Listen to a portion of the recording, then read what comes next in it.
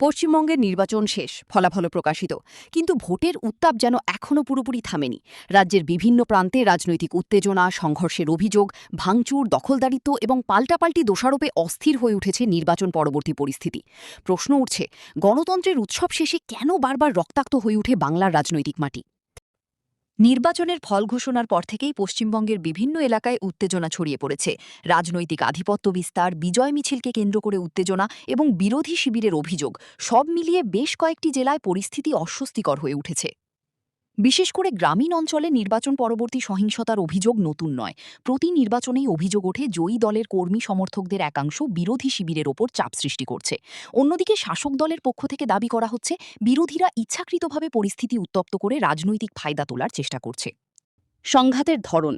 নির্বাচন পরবর্তী সময়ে সাধারণত যে ধরনের ঘটনার অভিযোগ সামনে আসে তার মধ্যে রয়েছে রাজনৈতিক কর্মীদের বাড়িঘরে হামলার অভিযোগ, দলীয় কার্যালয়ে ভাঙচুর, বিজয় মিছিলকে কেন্দ্র করে সংঘর্ষ, গ্রাম বা এলাকায় আধিপত্য বিস্তারকে ঘিরে উত্তেজনা, বিরোধী সমর্থকদের এলাকা ছাড়ার অভিযোগ, সামাজিক যোগাযোগ মাধ্যমে উস্কানিমূলক পোস্ট ঘিরে নতুন উত্তেজনা।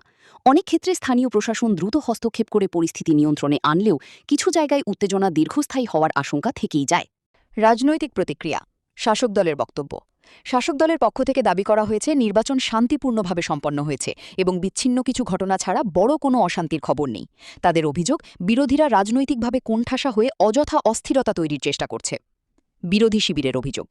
অন্যদিকে বিরোধীরা অভিযোগ করছে ফল ঘোষণার পর তাদের কর্মী সমর্থকদের ওপর চাপ সৃষ্টি করা হচ্ছে। কোথাও কোথাও রাজনৈতিক প্রতিহিংসার পরিবেশ তৈরি হয়েছে বলেও দাবি তাদের।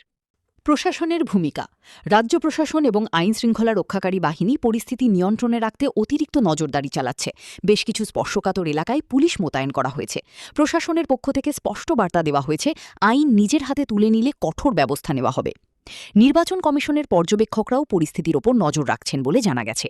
যেসব এলাকায় উত্তেজনার অভিযোগ উঠেছে সেসব জায়গা থেকে বিস্তারিত রিপোর্ট তলব করা হয়েছে। বিশ্লেষণ। রাজনৈতিক বিশ্লেষকদের মতে পশ্চিমবঙ্গের রাজনীতিতে নির্বাচন পরবর্তী সংঘাত এক গভীর রাজনৈতিক সংস্কৃতির অংশ হয়ে দাঁড়িয়েছে। দীর্ঘদিন ধরেই রাজ্যের রাজনৈতিক প্রতিদ্বন্দ্বিতা অনেক সময় সাংগঠনিক সংঘাতে রূপ নেয়। বিশেষজ্ঞরা বলছেন এর পেছনে কয়েকটি কারণ রয়েছে। প্রথমত, স্থানীয় স্তরে রাজনৈতিক প্রভাব বিস্তারের প্রবল প্রতিযোগিতা। দ্বিতীয়ত, পঞ্চায়েত ও স্থানীয় প্রশাসনিক নিয়ন্ত্রণকে কেন্দ্র করে ক্ষমতার লড়াই। তৃতীয়ত, রাজনৈতিক মেরুকরণ এতটাই তীব্র যে ভোটের ফল প্রকাশের পরেও উত্তেজনা কমে না। সাধারণ মানুষের উদ্বেগ। এই সংঘাতের সবচেয়ে বড় ভুক্তভোগী সাধারণ মানুষ। অনেক জায়গায় ব্যবসা বাণিজ্য ব্যাহত হচ্ছে, আতঙ্কে মানুষ ঘর থেকে বের হতে ভয় পাচ্ছে। স্কুল, কলেজ এবং দৈনন্দিন জীবনযাত্রাও প্রভাবিত হওয়ার আশঙ্কা তৈরি হয়েছে। স্থানীয়দের দাবি, রাজনৈতিক দলগুলো যেন সংযম দেখায় এবং প্রশাসন নিরপেক্ষভাবে দ্রুত পদক্ষেপ নেয়। পশ্চিমবঙ্গে নির্বাচন শেষ হলেও রাজনৈতিক উত্তাপ এখনও প্রশমিত হয়নি। গণতন্ত্রের প্রকৃত সৌন্দর্য তখনই ফুটে ওঠে যখন ভোটের ফল যাই হোক না কেন শান্তিপূর্ণভাবে তা মেনে নেওয়ার সংস্কৃতি গড়ে ওঠে। এখন দেখার বিষয়, রাজনৈতিক দলগুলো সংযম দেখিয়ে পরিস্থিতি স্বাভাবিক করতে কতটা কার্যকর ভূমিকা নেয়।